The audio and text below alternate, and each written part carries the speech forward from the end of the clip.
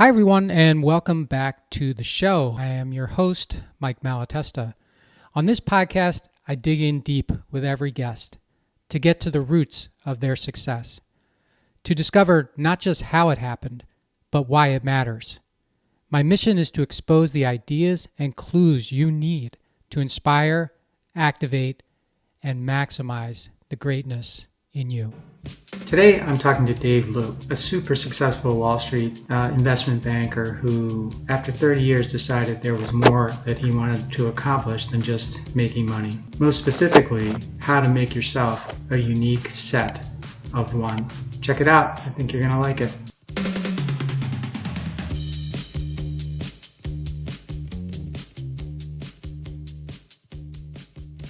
Hey, everybody. Welcome back to the How Did It Happen podcast, powered by Winject Studios.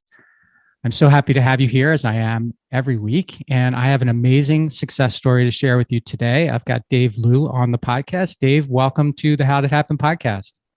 Thanks, Mike. Thanks for having me. Well, I've been looking forward to this. As I told Dave, I heard about Dave. Initially, I heard him on Mark Goulston's podcast, and I can't remember the name of it, but it's a very good podcast. Just look up his name, Goulston. Fun fact about Mark, if you remember the movie Superbad. Dave, do you remember the movie Superbad? Yeah, I do. So Mark's house was used in that movie, like where they had the party, and that's just a fun fact and super disconnected to what we're doing here today, but at least something that I thought was kind of interesting. Maybe we should have his podcast outside his house. Oh, that would be so funny. Or maybe we could get Jonah Hill on with us and have the podcast to talk about his experience. And yeah, that would be cool. So anyway, I heard Dave there, and he's got such an interesting background, story, and perspective. That was one of the things that really got me, was his sort of perspective on things. So I'm so happy to have him here today to share his story with you. So let me tell you a little bit about Dave before we get started. So Dave is a 30-year veteran of Wall Street and Silicon Valley. He's an advisor, author, entrepreneur, investor, and philanthropist. He started his career on Wall Street at Goldman Sachs and then joined Jefferies, where he rose from the entry-level analyst position to the executive ranks of managing director and co-head of the digital media and internet investment banking group. He's worked on over $15 billion of transactions for hundreds of companies, including Microsoft, Google, Yahoo, and Yelp, some you may have heard of. After retiring from Wall Street, Dave became an entrepreneur and started 4 companies in technology, merchant banking, asset management, and media. Dave, when was that retirement? So it was a little bit of a sliding scale, but essentially I gave my retirement when I turned 40, and then it took about 3 more years for me to fully extract myself from the firm, because Wall Street is a little bit like the mafia. you don't leave the mafia leaves you. So it took about 3 more years. Okay, all right. So so his most recent company is Reel8, REEL8, an NFT marketplace for exclusive moments for films created by Asian filmmakers.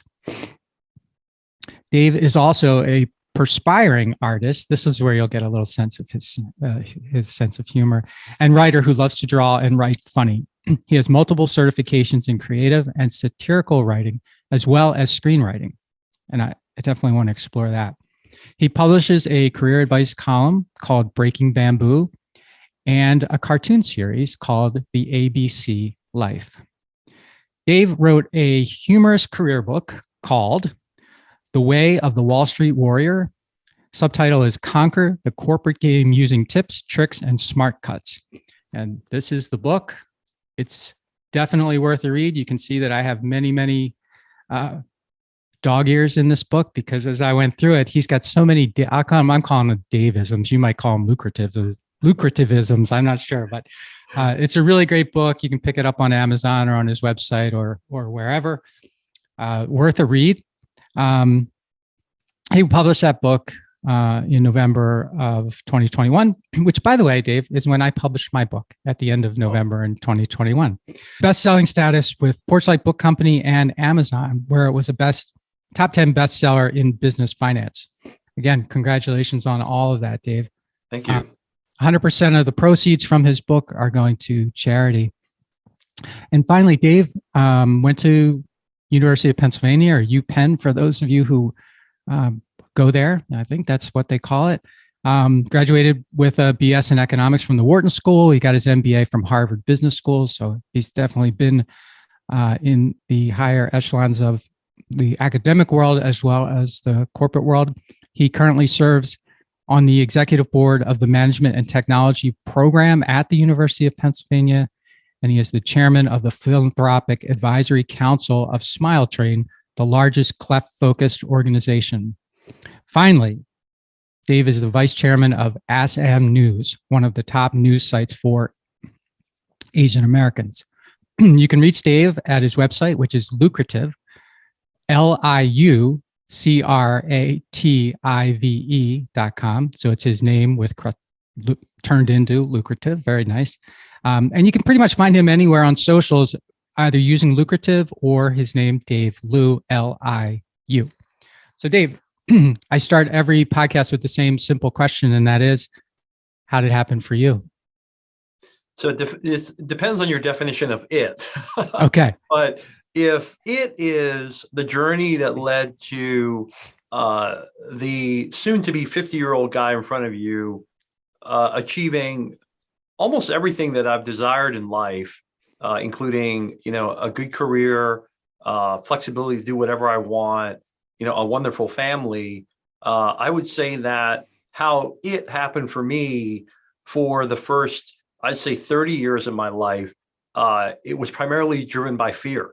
It was primarily driven by the potential that I would not realize my potential, that I would end up in some office dungeon somewhere, cranking away on spreadsheets and being completely irrelevant to humanity. And so I'd say that certainly drove a lot of my initial drive, my goals, my career. And then, when I got into my 30s and around 33 was when I achieved, for many people, the pinnacle of Wall Street, becoming a managing director and a co-head of a major investment bank in a group, and generating a lot of revenue for the firm and generating wealth for myself. It was at that point in my early 30s where I think the fear started to dissipate.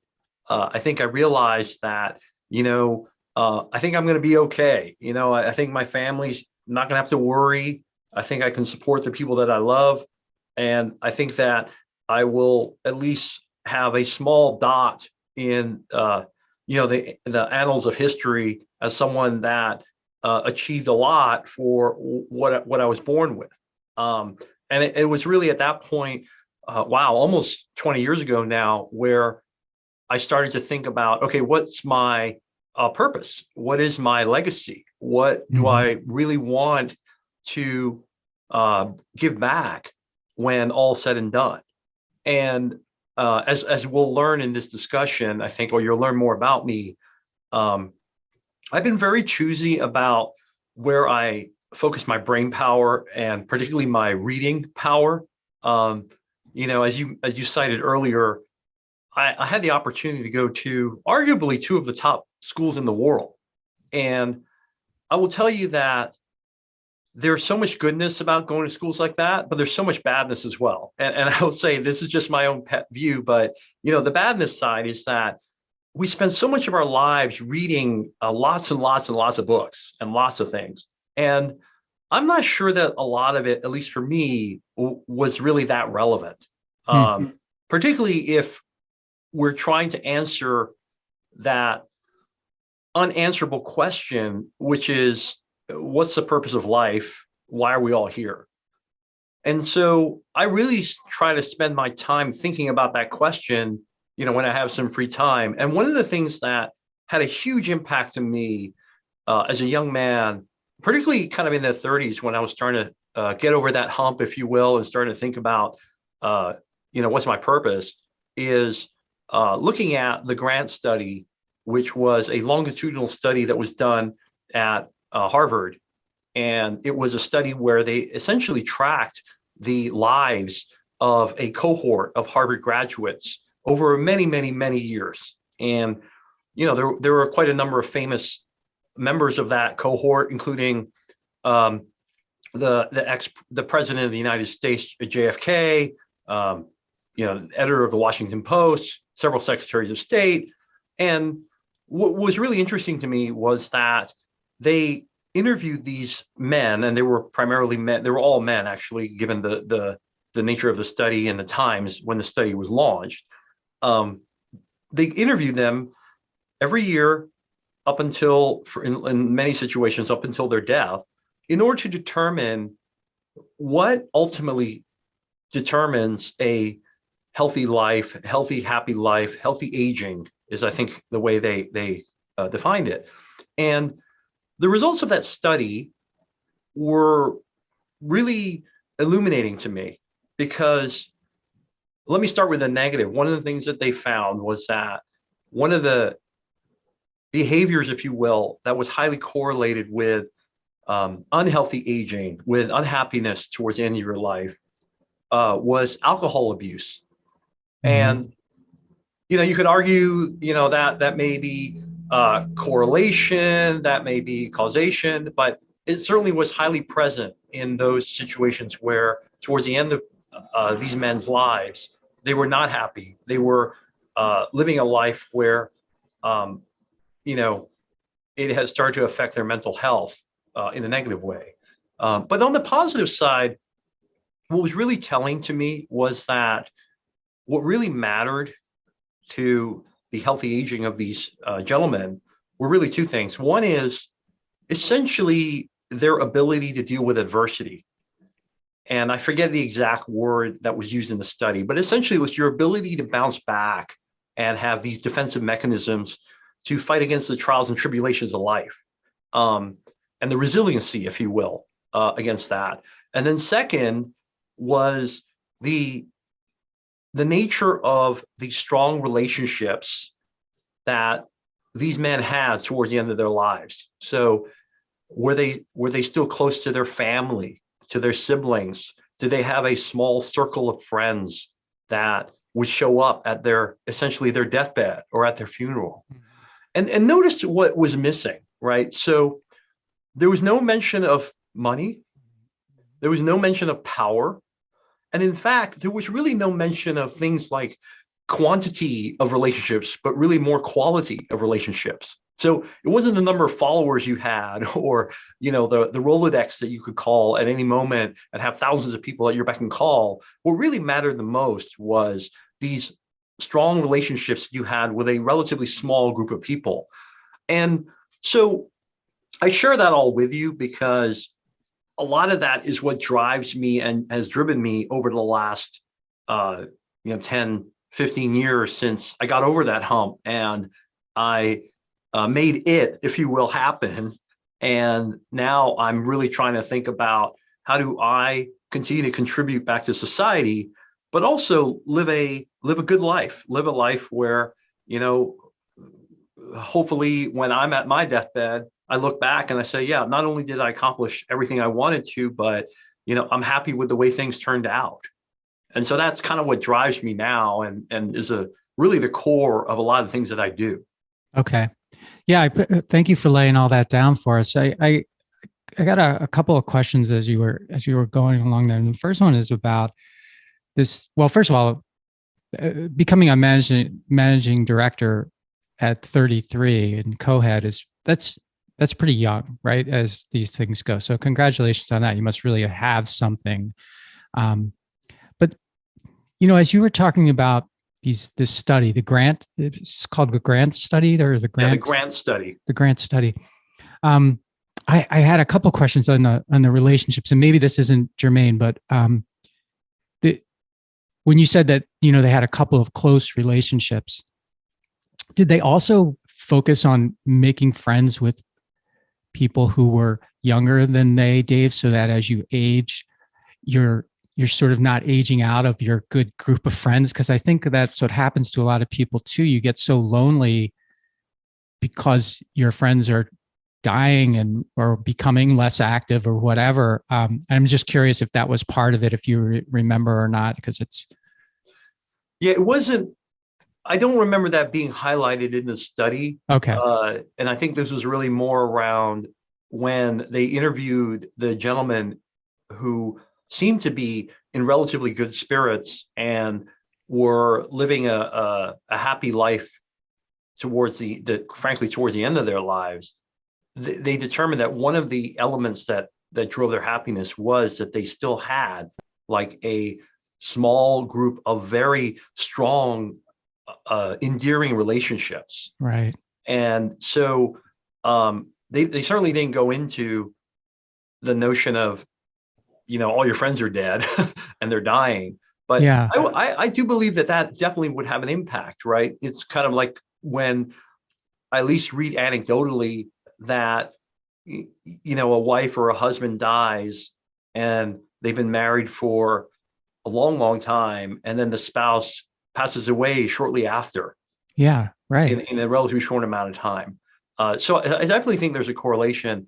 I will say that I've been part of various organizations, some of which are really social clubs and organizations where I would get together with other people and we would do retreats and things of that nature. And I was part of one where I was frankly probably the youngest member of that club. And I do think that it did make a difference that some of the members of that club were twice my age and they could still share their experiences, their memories.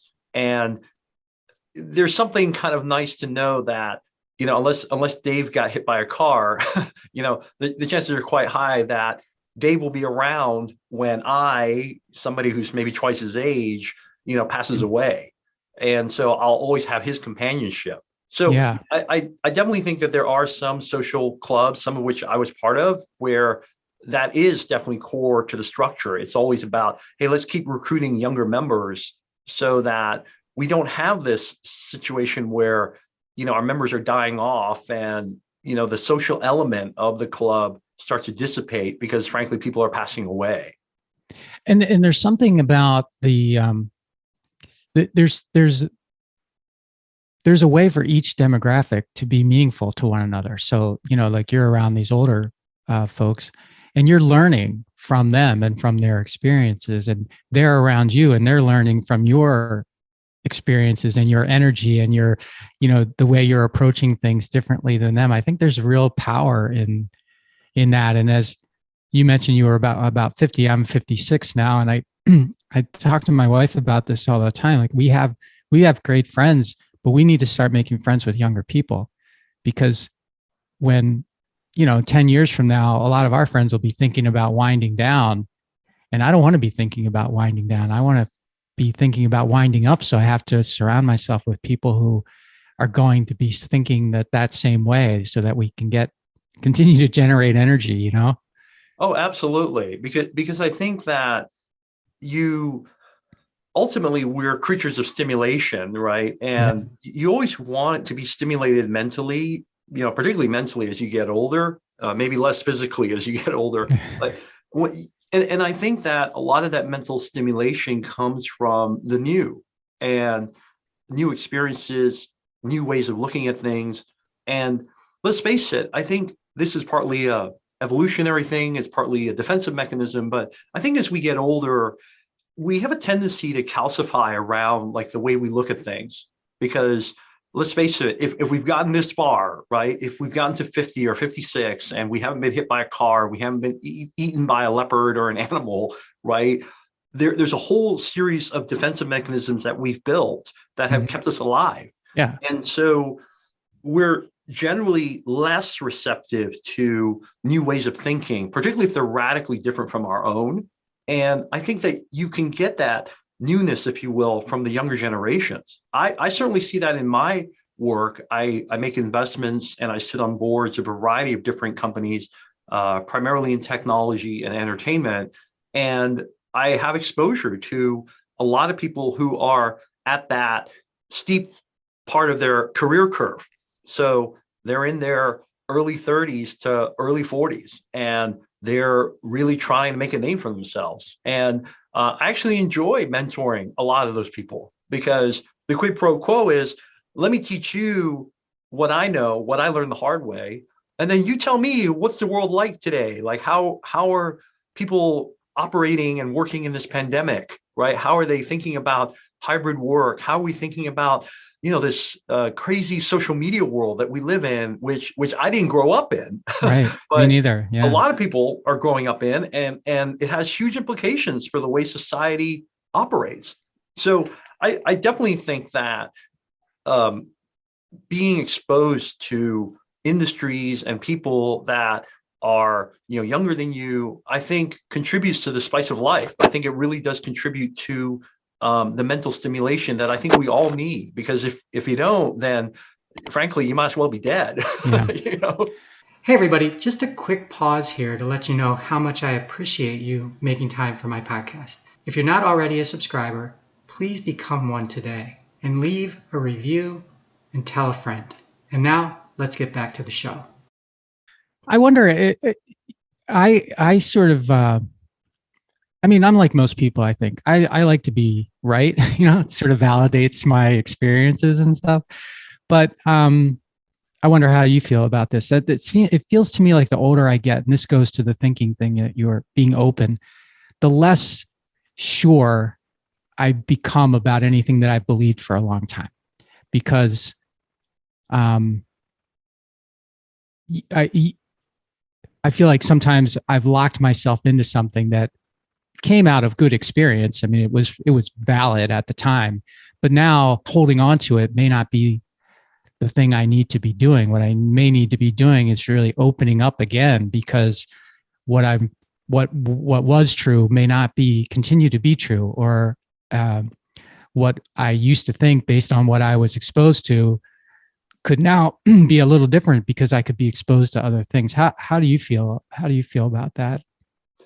So I'm a huge student of history, and that's probably the one area that I'm so passionate about. I read a lot in history. I watch a lot of documentaries, and I would pay to do that. I enjoy it so much. Okay. And one of the things that I've always reflected upon is, were people really that evil back in the day? Like, were people really that bad? Because when you go back in time, and not even that far long ago, there's a lot of behaviors and things that humanity has done that we look at and go like, that's so bad. Right, That's so evil. I can't understand how humanity would allow slavery. I can't understand how people treated other people this way, et cetera. And look, don't get me wrong. I think that I do think in general, and this is more of a wishful thinking, but I do think that this is the case. I do think in general, humanity is tacking more towards good than bad over time. I think we are learning more about what does it mean to be good versus evil. But I do think that it's a lesson in constantly challenging your own beliefs and constantly rethinking the way we do things. Because one of the things, Mike, I'm almost sure of is that 100 years from now, if people are listening to this podcast and they're trying to evaluate what was life like in 2022, I guarantee you they're going to find so many things that we're doing completely barbaric. Mm-hmm. I don't know what they are, honestly, but I think about just 100 years ago, how different the world was and how we look at, what the world was like in 1922. And I guarantee you and I could create an Encyclopedia Britannica on all the things that we are just shocked those things are going on and still going on today, right? Yeah. So I do think that if you're a student of history and humanity, I think it is very telling and a good exercise to constantly rethink like the way you believe things, the way you do things. Because I think if you don't constantly reevaluate that, then I do think that you go more into the darkness than into the light. And I think one of the most powerful forces in nature, and I say this in business all the time to people that work for me and people I mentor, one of the most powerful forces in business, which I think is stronger than gravity, is inertia. And I think that people generally have a tendency to just go with the flow. People have a tendency to just go with the way things are. And it usually takes very courageous and sometimes stupid people to challenge the status quo, to go against what everybody else views as norm. And so that's why I think you see a lot of behaviors, a lot of beliefs that don't change for a long period of time until, some really courageous people kind of step up, and eventually it starts to snowball because they happen to be right. They happen to be on the side that points out there are some ways that we do things, some ways that we believe things that are not correct. And you see this, and I see this in every aspect of the human race. I don't just see this in politics. I don't just see this in belief systems. I see this in corporate America. It's constantly happening. And that's why that old refrain about, I can't believe that company missed that opportunity, or I can't believe that there's a whole swaths of society that believe this or that, right? I really do believe it's partly because in the moment, these individuals think they're right, and they don't do what we just described. They don't constantly rethink their belief system and recognize that, maybe you are part of a society that 100 years from now is going to be viewed as having really backward thinking. And I think the only way you do that is you kind of do the inside out or outside in review of the world and what you're doing. You kind of put yourself in someone else's shoes and you look at everything somewhat objectively. And I don't think we do that enough in society. I'm really glad you brought that up, because it made me think that the present is a really interesting space to fill. Because in the present, you can have a perspective on something that happened 100, 200, 300 years ago, and your perspective on it is from a present perspective, which makes it probably ill-informed, right? But easy. It's easy, but ill-informed. And also in the present, it's very difficult or impossible to be sure about the future. So you're always in this kind of space where you can, if you want to, you can sort of be like high and mighty. Like, I'm going to look back at what happened in the past and I'm going to apply my present thinking to it, as you said, and feel superior, feel like I'm the better human, right? And you can also look forward into the future and be like, I know what's best. I know what's going to happen. And of course, there are no consequences to that, because you're, whether they happen or not have absolutely nothing to do with you for the most part. So yeah, I don't know if that resonates with you, but it does. And you've obviously been gracious enough to read through some of my book, and that I'm a huge student of cognitive bias and behavioral economics, and the godfather in that category is Professor Danny Kahneman, and he won a Nobel Prize for his life's work around this area. And one of his books, his seminal work, Thinking Fast and Slow, has a whole area dedicated to this idea that we really are kind of two systems. We really are two different individuals. We are individuals that live in the present, that are somewhat instinctual, that are somewhat guttural in terms of the way we react. And then there's the other system of ours, which is the person that is much more analytical. It's the part of you that analyzes, like, well, why did I get in my car today and run that red light? Was it my system one just kind of going through the motions, or was there something else, another reason why I did that? And I think if you appreciate this idea that we are essentially very complex animals, and that we have things that we do somewhat routinely, things that we do that really don't tap our reservoir of analytics. And then we have another part of us that does. I think you actually have a better appreciation for human behavior. Like, why do people do the things they do? And to put a finer point on this, related to what we've been discussing so far, the part of us that is very analytical, the part of us that is very prescriptive and scientific, that's the part of us that essentially is the historian of our lives. Mm-hmm. That's the part of us that goes back in time and tries to justify why we did what we did. And what's really interesting in the research that Professor Kahneman has done is that rarely is the view of the system too, or the part of us that's a historian, consistent with the present, consistent with what we actually did, right? This is why one of the career hacks that I talk about in my book, which has worked really well for me throughout my entire career, is actually to make sure that I become 𝙇𝙚𝙖𝙧𝙗, I become the historian of that interaction with a client or with an investor or with a subordinate or with my boss. Because one thing that I know for sure is that human memory is flawed, and that as time passes on, multiple people will have a different recollection of the same event. And I think this goes partly to the heart of what Danny Kahneman revealed in his research, which is that we really aren't like singular rational beings. In fact, we are multifaceted with various recollections and various views of why we did what we did. And so I think the same thing applies to the human race on an aggregate level.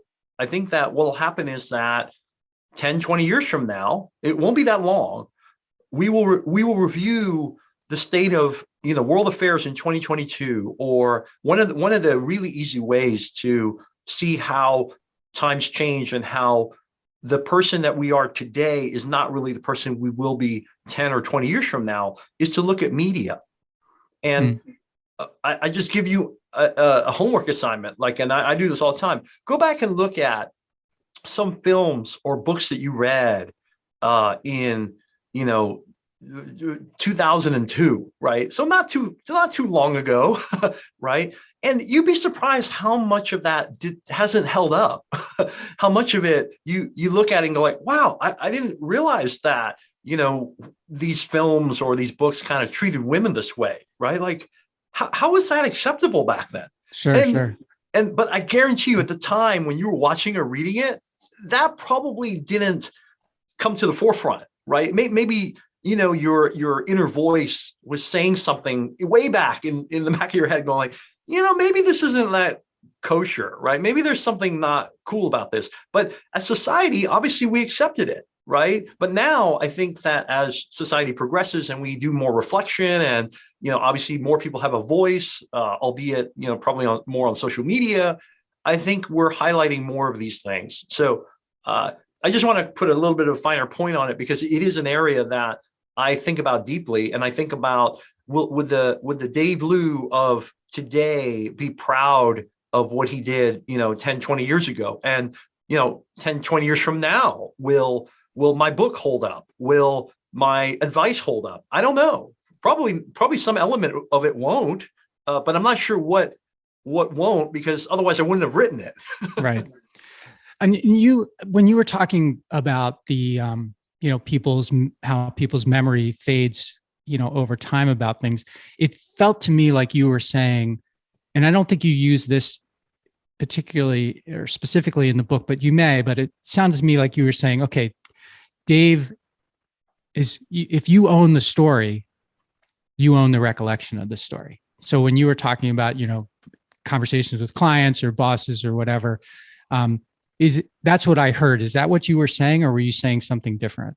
No, that's essentially what I'm saying, particularly if you commit it to writing. Yeah, that you do say in the book. Make sure you write. Yeah, absolutely. I mean, I give examples in the book, and this is an old tactic of mine that has worked really well in many facets of my life. Is that if you're in a high stakes situation with people, whether that be negotiating $1 billion deal or something where failure is not really an option and nothing is ever perfect. So you have a situation with a client or a partner, and some of the tension comes out and there's some feelings that are hurt or they're not happy with you, etc. But the ultimate ending is fine. The ultimate outcome is like everybody got what they wanted and everyone's happy. Those would be situations where I would make sure that I was the historian. I would write the email that kind of summarized how we got here, right? And being very honest, particularly when I was rising in my career, like I leave all the nasty parts out. Like why do I need to revisit all the things that we fought about, right? Because the outcomes still worked out great, right? And then what I found many years later after the fact is that email or that letter essentially becomes the authority. That becomes the document that people look at and go like, yeah, I remember things were tough with Dave, but I'm looking at these old emails and like, I think everything worked out all right, And so I give examples of situations where I had some very tough conversations with clients. I still got them the outcome they wanted. Probably at the time, I wouldn't be on the Christmas card list, right? But many years later, they rehired me because they looked at the outcome and then they looked at some of the way that, I characterized our interaction and said, yeah, maybe I was mad at him at that moment, right? Because I thought we should be worth 10 billion and instead he only got us 8 billion. But at the end of the day, he got me $8 billion, right? So it's okay. Yeah. Okay. So I love that advice too, by the way, to sort of be the historian or control, and control's too strong of a word, but write the story, right? Because you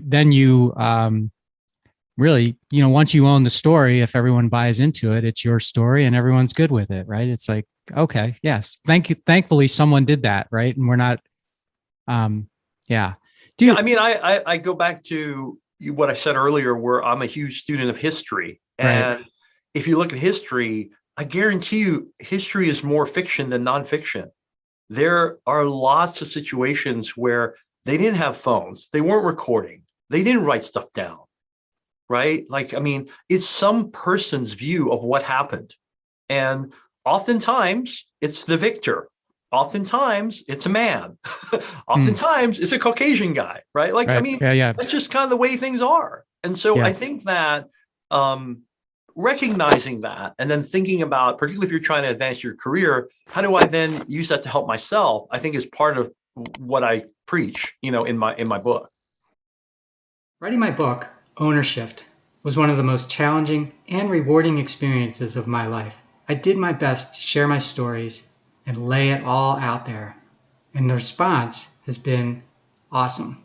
If you're looking for inspiration to help you create an amazing future for yourself, pick up a copy of the book, Ownership, How Getting Selfish Got Me Unstuck, on Amazon, and leave a review. And let me go back to the grant study and purpose here for a second. You before you started talking about that, you were talking about your, how your purpose has developed. And I'm wondering, Dave, when came the point in your career where, because I'm sure you had a purpose, at Jefferies and doing your investment banking and being, great at that. When did that start to change for you? And do you know why? I think it started to change in my early 30s when I had effectively grabbed that brass ring.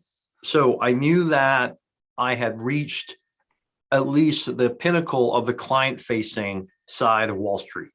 I certainly could continue to go much higher if I wanted to be in, administration and ultimately one day join the executive committee running the bank. But I certainly had reached what for many people define as the pinnacle on the client side. And at that point, I was in my early 30s. I was married. My wife and I didn't have children, but I knew that children was a big part. Having children was going to be a big part of the future of my life. And so my purpose started to shift. And I also got to a point where I could have line of sight towards building my nest egg. One of the things that I did was when I was in my early 30s and started to make, really, really good money, frankly, I determined that I wanted to be able to walk out on my own terms when I turned 40. And I still preach this to people that frankly ask me for investment advice. I calculated what was my cost of capital. So what would I need to be able to generate from my savings, my nest egg, in order to live the life that I wanted? And I'm not a extravagant guy at all. Like, I don't, I'm not a fast car guy. I'm not a private jet guy. I certainly like certain things in life, but when I did the math, it didn't actually take a whole lot for me to be able to walk away and essentially live on the beach for the rest of my life. And so in my early 30s, not only did I grab that brass ring and I knew that, okay, I'm actually pretty good at this. And if all things being equal, I can continue doing this for the rest of my life. But I also had line of sight to, if I work this hard for the next 6-7 years and I generate this amount of revenue and this amount of compensation, when I turn 40, which is, frankly, probably the latest I could have children, that's a really interesting point in time, because that could be when I could have children, right? Or the last children I would have, right? That could be the point where I could walk out the door and live on the beach if I wanted to. So I really set my mind to it at that point. I really started to think about, okay, the next 6-7 years, keep my head down, try to do the best I can for my clients, try to be the best internet banker on the planet, and just crank and crush it. And then when I turned 40, I remembered the promise I made to myself way back when, which was like, don't get caught up like a lot of other people in this rat race. Like, you gotta determine and remind yourself what is important to you. You, me, myself, right? And having a family, and not being an absentee dad, and being able to explore other things that I've always wanted to do, like be an entrepreneur or be a writer or be a cartoonist, all these other things I've always wanted to do. Like, you got to start doing that now, because otherwise one day you're going to wake up like a lot of these other older guys that you see, and you're going to be 50, 60 years old, and you'll be richer. you'll have a lot more money than you have now, but you're going to look back in your life and go like, where the hell did my life go? Right? Like, now I've only got like, 10, 20 more really good years left, right? Before I might run into health issues. And when that so congratulations on that. But that when that time came, Dave, so you're approaching 40, you're getting to the end of this sort of time frame you set for yourself, and those are great reasons, by the way. Thank you for sharing those. Was it still probably wasn't easy, right? Because you said inertia is sometimes stronger than gravity, but you had both. You had the inertia of being there and the gravity of, dude, there's a lot more here for you, if you stay. And fear of loss is often more powerful than what you could potentially gain. And you've had a lot, theoretically at least, a lot to lose from a. So did you vacillate on that decision, or did you tell me how you were thinking? So I didn't vacillate, but it was a really tough decision. Okay. I was coming off of the best year I ever had. I was starting to really hit my stride. Investment banking is a tough business because the stakes are so high, the fees are so high, and there's really only about like 10 or 12 banks in the world that really matter, and then everybody else, frankly, doesn't matter. And we had just kind of cracked into that exclusive club, right, after toiling away for 20 plus years. And so it was hard. It was hard. I mean, I liken it to Michael Jordan leaving the Bulls, right? And I didn't want to be Michael Jordan coming back and playing for the Wizards. Like, I didn't want to be that guy, right? So it was really, really hard.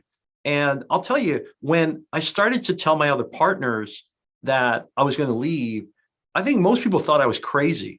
Most people thought I was like, you're insane, or you're going through an early midlife crisis. And my firm actually even offered to just have me take a sabbatical. Say, hey, you know what? get it out of your system. Go do a walkabout and do what you need to do. And I'm sure you'll be back, because everybody comes back. And I think, and I'm not sure on the exact time frame, but I think that they had originally proposed that I take 6 months off, which is a lot. A lot happens in 6 months, particularly on Wall Street.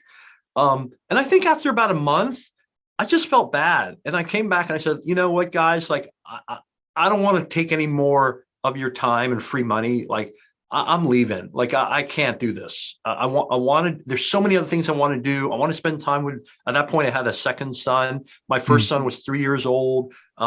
He rarely saw me because I was always flying around the world pitching IPOs and big M&A deals. So after about a month, I came back and said, no, guys, I really am going to leave. But I had grown up with the firm. I joined the firm when I was essentially, 20 years old, and I'd been there my whole career. And that's frankly a little rare for people in our generation to work for just one employer their whole career. And so I told them, look, I'm not going to leave you guys in a lurch. Let's figure out something where I can help you recruit somebody to replace me. I can continue to work with the clients that are working with us because of me, but I'm not going to go after new clients. And not going after new clients frees up a lot of time, because investment banking is like a sales job, right? If you're not out there grabbing new clients, then you're dying. So I was able to structure something with the firm where I stayed on in a special advisor role for another 2 to 3 years. I transitioned clients from me to my replacement. And I was also allowed to pursue some entrepreneurial things. So I started, my own asset management firm. I started doing other things. So at the end of the day, it all worked out, but it did take quite a while. Like, I think formally, I finally resigned and left the firm at the age of 43. And that was a full 3 years after I told them I wanted to leave. Okay. So I as you were saying that, I was wondering, you were saying that they probably thought you were crazy, but I bet you there was a fair number who thought, man, I wish I could do what he's doing. Right. But I just can't. I can't. Not now. Not now. There were, but it's so much, and this is probably a little aggressive of me to say this, but I think so much of what happens to us in life is self-inflicted. I mean, there's certainly things that are out of our control, but I don't believe that when you look at people that work on Wall Street. I mean, Wall Street is still, even to this day, one of the highest, if not among the highest, compensated industries in America. And people routinely complain about not making enough money when the entry level compensation on Wall Street is now 6 figures. Like, you can graduate from college and get a job on Wall Street for over $100,000. And there are so many people in America that never even get close to that and still live happy lives. But what happens is that the vast majority of people get caught up in keeping up with the Joneses, lifestyle creep, wanting the big house and the second home and the sports cars and the fancy handbags and all that kind of stuff, that you do get trapped in the business. You do get trapped, in that job. And it takes a huge amount of constitution and sacrifice to downsize, particularly when all your other friends are driving fast cars and wearing expensive watches. Right. So I think a lot of it is self-inflicted. And I do know that there were at least 1 or 2 of my partners who wish they could do what I did. But then in the same refrain, they would say, yeah, but I got this, I got that, and I can't afford it. And I would just tell them, you can afford it. You just don't want to. Yeah. I think you started at Goldman Sachs, if I'm not mistaken. And one of the things I remember from the book that was really funny was when you went to interview with Jefferies, because they're based in LA, I think. And you said something like, they knew the difference between a cheesesteak and a pile of crap or something like that. I thought that was so funny. Of course, you went to University of Pennsylvania, so you have exposure to, the Philadelphia cheesesteak and stuff. I'm from Philadelphia area originally as well. And that struck me as a very funny line in your book. You dedicated the book to your mother, and I'm wondering why you did that, and what's been your mother's impact on you and your thinking. Yeah. So I think that mothers are the most underrated role in human history. If you think about it, right, it's almost always unpaid or completely unappreciated. And yet the most important thing to help humanity is to raise good human beings, right? If you stop and think about it, like in the grand scheme of things, building a social network, having a good video streaming service, inventing electricity, right? Fundamentally, a mother was the first caregiver mentor that led to that, right? And so I definitely think in general, mothers are definitely underrated and underappreciated. And I think society should think about a way to value that more, right? Now, in my situation, I was born with a really severe birth difference. I was born with a bilateral cleft lip and palate. And what that means is essentially I was born with 4 big places in my skull that were not fused. And so when I was born, I came out with this huge hole in the center of my face. And it's very challenging. I was able to overcome, all the medical issues, the, tubes in the ears, the hearing problems, the smell problems, the speech problems. I had, 11 surgeries. I basically had treatment all the way up until the age of 18. So actually, my treatment finally ended when I started that Goldman Sachs internship.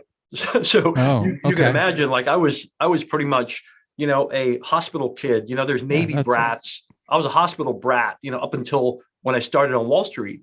And I think that when I compare my experience to others that have some kind of birth difference that can really affect your psyche, particularly if it's visual, can make you feel less than human, or not confident, or have all kinds of mental health issues.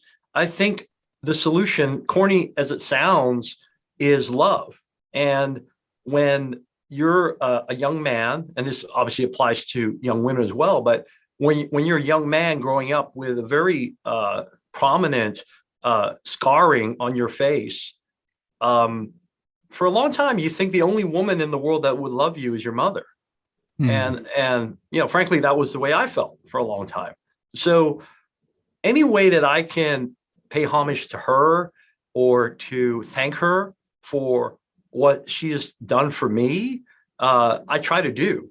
And I think that the underlying thanks, I think, goes to all mothers. But I think a big part of it is that when you feel alone, whether that be because you're born with what I was born with, or there's something about you that you feel an outsider to society, I think that the way that you get through it, frankly, is if you have a good mother and a father. But in my situation, my father kind of abandoned us after I went to college. So, he's kind of been persona non grata for a long time. So still? Yeah, still to this day, I haven't seen or heard from him in 20 years. And so for us, for me, for my brothers, my mother has really been the rock of our family, and has really made sure that we didn't end up in some jail somewhere. And do you hope to see him? Do you hope to get that relationship back at some point, or are you? I do, but for maybe not the reasons you would think. I would like him to meet his grandchildren. I would like him to see the man that I've become, but not the career stuff at all. I want him to see the dad I've turned into. And look, maybe this isn't a good way to think about it, but I want to be able to show him that even though he wasn't a great dad, his son turned out to be an okay dad. And that would, maybe in a little bit of a screwy way, that would make me so happy, to show him that despite everything, like I became, I think, and my wife would echo this, like I think I became a pretty good dad. And my brothers, I have two brothers, and I think they're great dads. I really do. And I think it's interesting. I think most people would think, well, fathers learn or sons learn from their fathers, right? And sometimes the cycle repeats itself. Sure. And if your father was bad, then you're going to be a bad father. I think whatever cliche that came from didn't apply to me and my brothers. And maybe it actually helped that we saw what a bad dad is. So we didn't want to be that. Yeah, I'm going to go out. I'm going to do everything I can not to be that, right? Yeah. Hey everybody, if you like my content and want to hear more from me, go to my website, www.𝘼𝙘𝙘𝙬𝙗.com right now and sign up for my newsletter. It'll come to your inbox every Thursday with stories that will help you inspire, activate, and maximize your greatness. Well, I hope he gets I hope you all get the opportunity to reconnect at some point, so he does see that and does see his grandchildren and realize that he probably did some things right that he thinks were wrong that are probably keeping him from doing that, and connecting with it. Not that I know anything. It's just so it would be nice, because like I've had buddies who their fathers passed away and they were distant, they were not connected anymore. And there's something just missing about having an ending like that, I think, just as a human, but I think so, particularly given what we talked about earlier about the grant study, yeah. right? Like right. At the end of the day, those lifetime relationships with your family, with your parents, with your siblings, with your close group of friends, those things matter. And I'd be lying to you if I didn't tell you that, if I'm on my deathbed and he never reached out to me, I never reached out to him, like there would be a small part of me that would probably be really sad. Yeah. That would think, well, I didn't accomplish everything I wanted in life because I left this one thing unsettled. So the Way of the Wall Street Warrior, you wrote that book, or you wrote the book to, it's really like a career advice, right? That's sort of what it is. But you know what I found reading it? I found that it was sort of a very interesting, first of all, you started early in the book, you said, I'm not here to like tell you what to do or something along those lines. I said the same thing in my book because I can't stand books that say, do this and you'll be whatever. Because I don't live your life. I don't know your experiences, but here are mine. And this, in your book, it's sort of a very nice blend between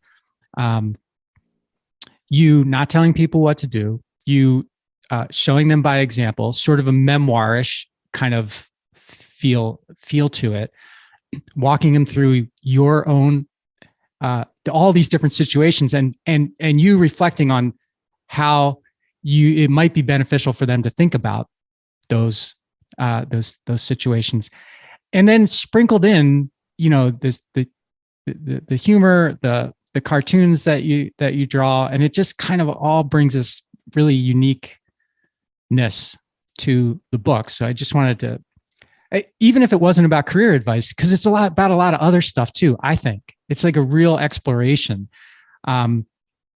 with great career advice, particularly for people who are, wanting to go into, the same type of life that you had from a career standpoint.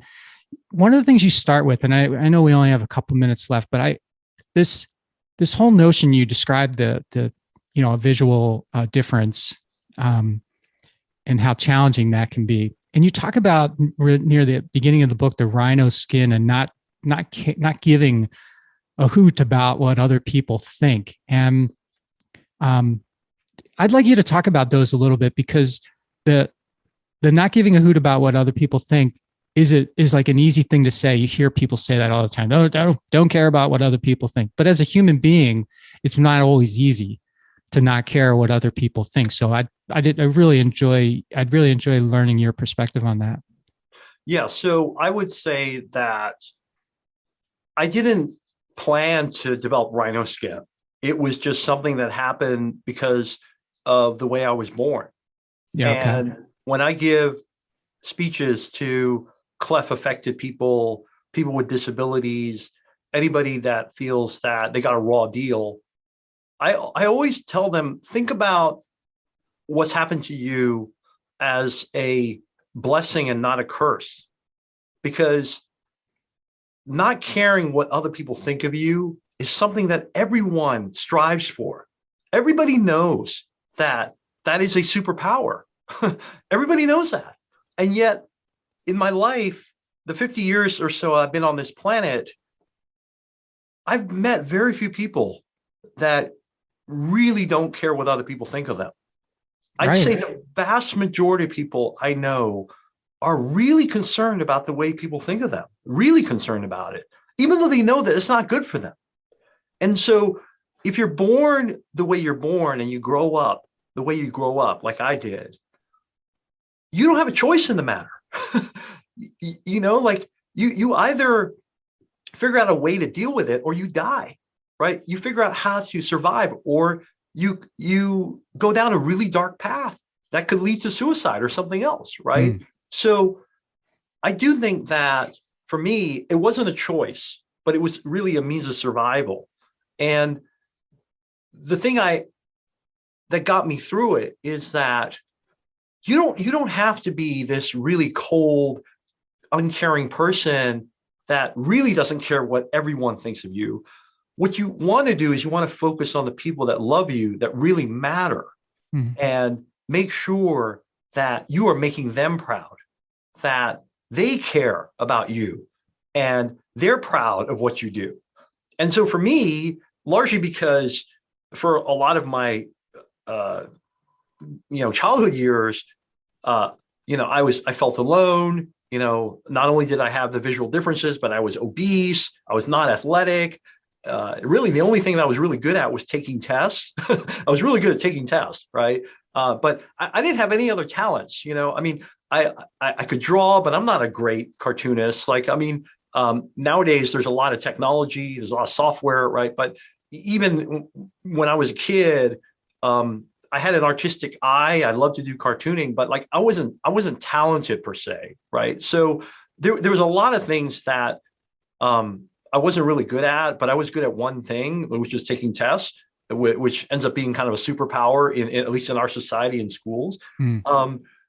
So I was really, really alone, but at least I had my mother, at least I had my brothers, right? I had one or two really close friends, right? And those are the people that I really cared about, how they viewed me, right? So I would always try to make them proud, right? And they were my Joneses, if you will, right? They're the Joneses that I really cared about. And I think that's okay. That's fine. But it's really, really tough, Mike. I see people say it all the time, like, oh yeah, I don't care about what that guy thinks or that gal thinks, but they're not being honest with themselves. When I think about the people that get caught up in the rat race and don't leave their careers, and they're making millions of dollars and they have millions of dollars in the bank and they can't walk away. You just got to be honest with yourself. It's because you do care what your other buddies at the country club are going to think about you, right? What about all the dads who don't want to be the stay-at-home dad and take the kids to school, cook them lunch, and pick them up, right? Why? Because a lot of those guys are worried about how their other buddies are going to think about them. They're like, what do you mean you just hang out at home and you take care of the kids? Like, are you a man or are you not? Right? Yeah. We just kind of got to get over this kind of stuff. But I think it's really, really hard. But for me, I was born with it. It kind of happened. And in many ways, it became the superpower that propelled me throughout my career. Because I guarantee you, the people that I've worked with in my career, and I've worked with lots of successful people, many of whom have gone on to, hundreds of millions, if not billionaire status. These people are pretty good at not caring what other people think of them. Now, they still have their small circles, I guarantee you. But generally, I have not, and this might be a bold statement, but I generally haven't seen too many really successful people who are really sensitive and have thin skin and care a lot about what everybody says about them. There's certainly exceptions, but I have not had that many of those people in my career that I've run into. It's almost always the other side. Yeah. It's these rhino skin, thick skinned people that tough through it, thick and thin, and battle through adversity and come out on the other end successfully. I think I'm kind of a hybrid there. So I feel like, if someone says something to me, or I hear someone say something about me that I don't like, it stings. But it only stings for a little bit, just like a mosquito bite or something, and then it goes away, and I'm okay. Well, you're human, right? Yeah. I mean, we're all human. We're all susceptible to that. We all want to be loved, right? I mean, if we step back, that's what we all want. And when someone says something bad about us or critical of us, then we take that personally because it's about us. So yeah. I think it's very normal. Yeah, I think good advice is like, don't make it easy for someone to trespass on your story, which is really all people are doing when they're saying something. They're trespassing on your story. Now, you either give them the right to do that or you don't. Just don't make it easy. That's kind of how I like to think about that. Do you have time for one more question? Oh yeah, sure. I have time. So it's a great part in the book, and I don't have it exactly right, but you referenced the movie The Graduate, and the advice that the older guy gives to Dustin Hoffman's character is plastics, and and you sort of riff off of that and come up with this word called UNUS, UNUS, which is the root of unique. And I just I'd like you to hear more from you on like why that uniqueness, you feel like that's so important. Because I think that when I step back in my career and I think about how did I differentiate myself in a sea of other Harvard graduates, how did I differentiate myself against 12 other investment banks who all could do your deal? How did I react as someone that interviewed thousands of people in my career for jobs? I've always felt that people tend to not think about themselves as a scarce good. They tend to actually do the opposite. They tend to lump themselves in with everybody else because they think that's what the audience wants to hear. And if you are truly unique, you're Stephen King, you're Tom Cruise, great. Yeah, your name speaks for you, or your work speaks for you. But the vast majority of us are not Tom Cruise, are not Steven Spielberg, are not these people that are unique entities in themselves. And so the best way to advance your career or advance whatever your project or idea is to think of yourself as a durable good and create scarcity, create a sample set of one. And I think that the way you do that is you think about what are the unique attributes that you have that no one or very few people can claim. And that's how I coined that term, be UNUS, because to me, that's really the heart of how you win the deal. That's how you win the job. That's how you win the project. That's frankly how you win the partner, your life partner that you're looking for, right? I mean, my wife probably had a Congo line of other guys she could have chosen from, right? But maybe not with, the same humor and the same, upbringing, that I had, right? And so you don't go in and talk to a prospective spouse or partner and accentuate those things that other people have. Like if you're dating someone at UCLA and you're both at UCLA, you don't talk about the time you had at UCLA, right? You go further back in your history and you talk about things that other people can't talk about. Right. So I think that particularly young people, I don't think they spend enough time thinking about that. And for those of you that sometimes say, well, there's nothing about me that's unique, that's not true. Everybody has a unique experience. But what the art of it is to think about what is it about your experience that is helpful to your audience? What is it about you that employer, that prospective client, that prospective spouse, like that really appeals to them. And that's where it takes work and research. And so for me, I tell this story in my book about how I actually didn't highlight one of the elements of my background that turned out to be quite helpful, which was I was being interviewed by Wall Street firms, and they were all going to the same schools, University of Pennsylvania, Harvard, all the same places. And so I knew that at some level, there were lots of other people that all had the same pedigree. And one of the things that I didn't put on my resume was that I knew how to program in COBOL, which is a 1960s programming language, because I didn't think anybody cared. But in the course of one of my interviews, the vice president who was interviewing me, I think just as a passing, one last question kind of thing, said, hey, what programming language do you know? And, I went through the list, BASIC, C++, and COBOL. And he looked at me like, COBOL, you know COBOL? Right? I go, yeah, I know COBOL. I learned how to do that, blah, blah, blah. Right? It's not on my resume, but I know how to do that. Right?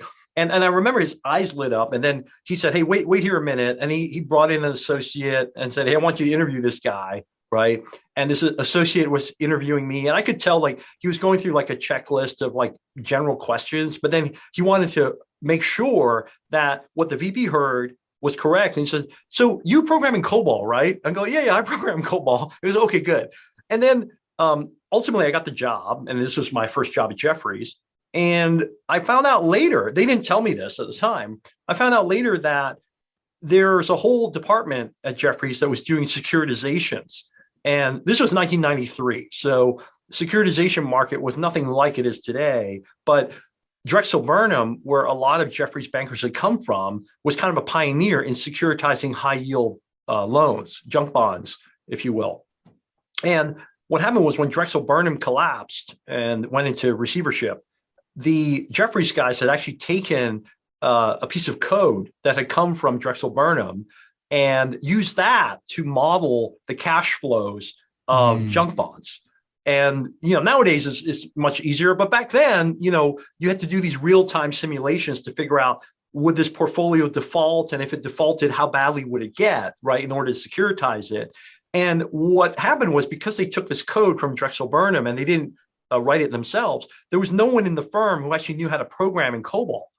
And so by hiring me, they got all the table stakes. They got a young guy who could be a great junior banker, but the extra bonus was I could also program in COBOL. So I could also do this additional work. So I'm not sure ultimately if that was the one thing that got me hired, but it certainly didn't hurt. And ultimately, the first few jobs I had was doing securitizations. And so I use that as an example early in my career of how being honest and highlighting those things that nobody else has may be the difference in this game of inches. And I've always used that philosophy throughout my career when I'm fighting against the Goldman Sachs or the Morgan Stanleys of the world, for an investment banking role in a really hot company. I always think about, what can I say that the Goldman guy or the Morgan Stanley guy can't say? Because if I say the same thing as them, we've already lost because they'll just choose them over us. So think about what makes you unique and accentuate that. Got it. Eunice, I like it. I like it.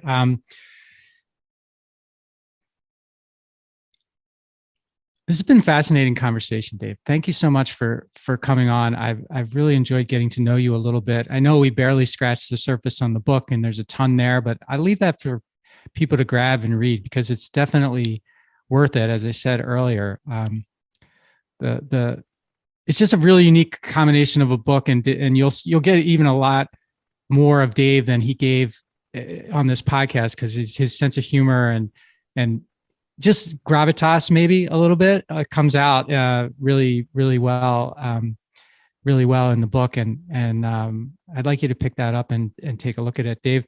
Besides it's another funny thing that wear some damn socks is one of your one of your things in there.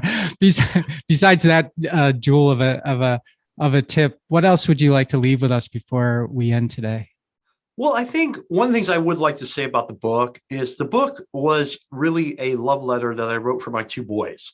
And as I've gotten older, I started off my life with pretty good photographic memory, and now I can't even remember what I ate for breakfast. So I started to write down all the things that helped me in my career so that one day I could give it to them and say, here's all the stuff that I didn't learn in business school. I didn't learn from anybody, and hopefully this will make your life a little easier. So I wrote the book for them, but I also wrote a book that I wished I had gotten in business school. And we've all been in that scenario or that situation where we've been assigned either voluntarily or involuntarily a 300 or 400 page book. We invest 5, 6, 7 hours of our life into it. And then we sit back and we reflect on that reading and we go like, okay, I think I picked up 2 or 3 things in that whole book. And gosh, I wish someone had just told me that, because then I could have saved 5 or 6 hours of my life. So you'll see that the book is actually designed in a way to save you a ton of time. And it was a book that I stylized after the way I like to process information.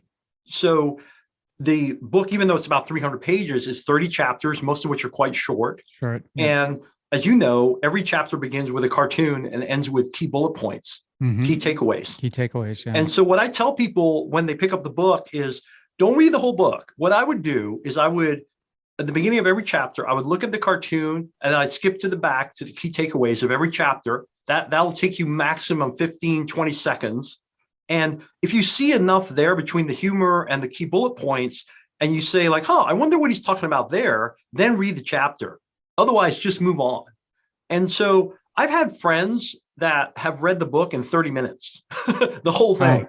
And they said, this is amazing. I love it. Right. And I've had people who poured over it kind of like you and dog-eared stuff and highlighted stuff and, taken all my, lucrative aphorisms and my 𝙍𝙚𝙬𝙧𝙚, right. And posted them online. That's totally fine. But like, I just want to make sure that comes across, because it would be a tragedy for me if people read the book and then they said, after 5 or 6 hours, I only got 1 or 2 things out of this, because then I would have failed. Right. And that's not what I want. The other thing you have is a glossary too, which is really kind of nice, right? Because it's all, if you go through the glossary, you'll find all these 𝙍𝙬𝙧𝙚s in there, like the Cleveland airport text or the red pill or laziness as a virtue. And then you'll be like, oh yeah, I want to find out more about what that is. So the glossary is very helpful as well. Thanks. So Dave, thanks so much for being on the show. Lucrative.com is where you find out about Dave, LIUCRATIVE.com.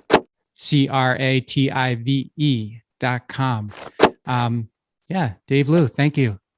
Thanks, Mike. Thanks so much for having me on your show.